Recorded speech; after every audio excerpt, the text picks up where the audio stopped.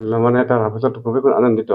তদুপৰি তাৰ মানে সৰুকালৰ পৰাই এইটো মানে হেৰি আছিল, তাৰ মানে ইচ্ছা। আৰু যি সময়ত মানে একদম বাচ্চা মানে ছয় বছৰমানৰ পৰা সি মানে খেলত জড়িত। আৰু বাচ্চাবিলাকতো দুষ্টামি থাকেই। তেতিয়া মাকে কয় যিটো দুষ্টামিটো কৰা তেনেহ'লে তাক কেনেকৈ পৰা বাদ দিয়াম। তেতিয়া সেই দুষ্টামিটো বাদ দিয়ে। তাৰ সেই মানে নিজৰ একাগ্ৰতাৰ কাৰণে হয়তো আজি এই পজিশ্যনত আহি গৈছে সেই নিজে নিজে। একাগ্ৰতাৰ কাৰণে বুলি আমি ভাবোঁ।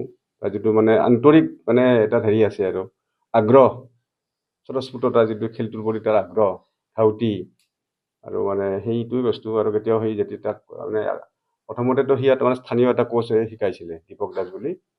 দীপক দাসে তাক মানে 3 ঘণ্টা 4 ঘণ্টাও কেতিয়াবা প্ৰেক্টিছ কৰাইছিলে। তাক সোধে যে মানে 5 মিনিটত ৰেষ্ট দিয়ে, পাৰিবি না দেৱাশিছ? সি কয় পাৰিম।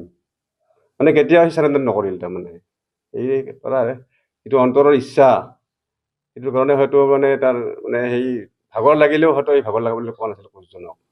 তো তাৰ কাৰণে আজি হয়তো এই পৰ্যায়ত আহি পৰিণত হৈছে। আৰু তাৰ বহুত দূৰ বাকী আছে অৱশ্যে যাব এতিয়াও।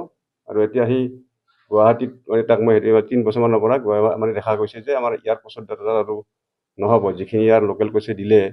তাৰপিছত মই গুৱাহাটীত এজন ভাল কোচ পালোঁ, নীলমজ্যোতি কলিতা বুলি, মানে স্পৰ্টছ অথৰিটি অফ আছামৰ আণ্ডাৰত তেখেত চাকৰি কৰে। তাতে ইয়াক এডমিশ্যন দিয়াইছোঁ।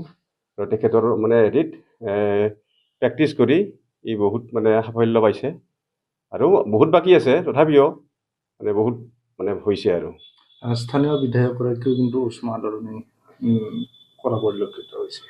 স্থানীয় আমাৰ মন্ত্ৰী মহোদয়ে তেখেতে আজি হেৰি কৰিছে, মানে আজি তেখেতে আমাক ইয়াক আদৰণি জনাইছে। তাৰমানে আমাৰ মুখ্যমন্ত্ৰী মহোদয়ে ইয়াক এখন সাফল্যতাৰ কাৰণে এখন মানে যাতে ভৱিষ্যতে তাৰ প্ৰেক্টিছটো কণ্টিনিউ কৰিব পাৰে, এখন আৰ্থিক সাহাৰ্য্যৰ চেক দি পঠাইছে। আৰু সেইখনৰ কাৰণে ইয়াক মাতি পঠাইছিলে আজি। তাত ইয়াক মানে যিখিনি তেখেতে উৎসাহ দিব লাগে দিছে।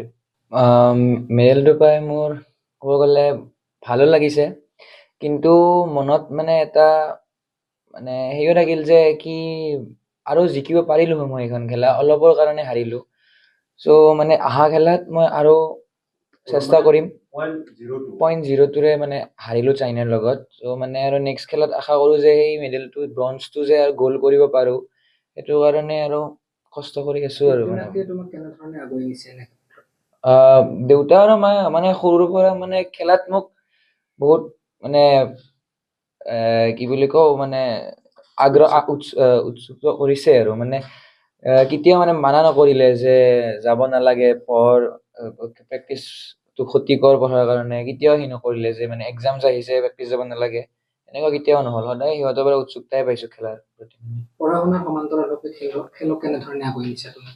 সেইটোতো মানে এইটো চবৰে নিজৰ ওপৰত কথা। আৰু আপুনি প্ৰেক্টিছ কৰি দিনত যদি পঢ়ে এইটো মেনেজ হৈ যায়। এইটো মানে কথা নহয় যে আপুনি খেলা খেলিলে পঢ়াত বেয়া হৈ যাব, এইটো কথা নহয়। এইটো নিজৰ ওপৰত কথা, আপুনি কেনেকে মেনেজ কৰে এইটো খেলাৰ লগত পঢ়া। এইটো ইমান ভৱিষ্যতে কি হোৱাৰ মন তোমাৰ? ভৱিষ্যতেতো মোৰ ক'ব গ'লে এতিয়া as a sports person establish হ'ব ইচ্ছা। চ' সেইটো কাৰণে চেষ্টা কৰি আছোঁ। নহ'লে আৰু মই লগতে চায়েন্স লৈছোঁ, চায়েন্স লৈ পঢ়িও আছোঁ, NDA দিম বুলি ভাবিছোঁ। এতিয়া কি হয় চাওঁ।